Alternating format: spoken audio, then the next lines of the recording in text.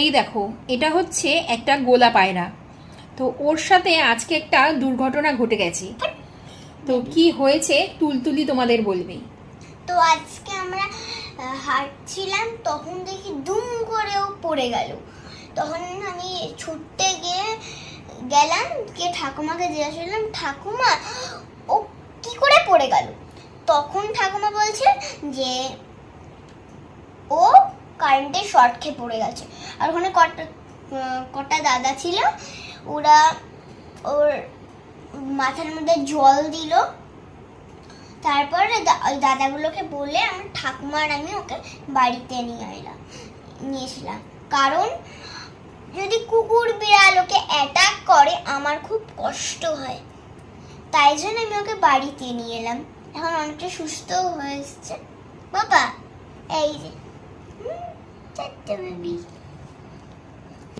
ওকে না খাবার দেওয়া হয়েছে, কিন্তু ও খাচ্ছে না। একটু গরম দুধও দিয়েছে মামুনি, কিন্তু যেহেতু কারেন্টে শক খেয়েছে, কিন্তু ও কোনোটাই কিন্তু খাচ্ছে না। ও না অনেকটা ভয় পেয়ে গেছে। আর আমরা এই অপেক্ষাতেই আছি যে ও যদি কালকে একটু সুস্থ বোধ করে তবে কালকে আমরা ওকে ছেড়ে দেবো, তাই তো? তবে আগের থেকে অনেকটাই বেটার আছে। যেমন আমার কথা শুনছে, তুলনায় এখন অনেকটাই ঠিক আছে। আসলে ও ভয় পেয়ে গেছে। ও বুঝতে পারছে না যে এখানে ওকে কোথায় আটকে রাখা হয়েছে।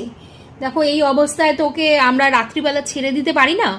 তো আমরা প্রাথমিকভাবে ওকে ভালো করে দেখে নিয়েছি, যেহেতু আগে আমাদের বাড়িতে পায়রা ছিল, তাই মামুনি ভালো করে দেখে নিল, চেক করে যে ওর কোথাও ক্ষত হয়েছে কিনা।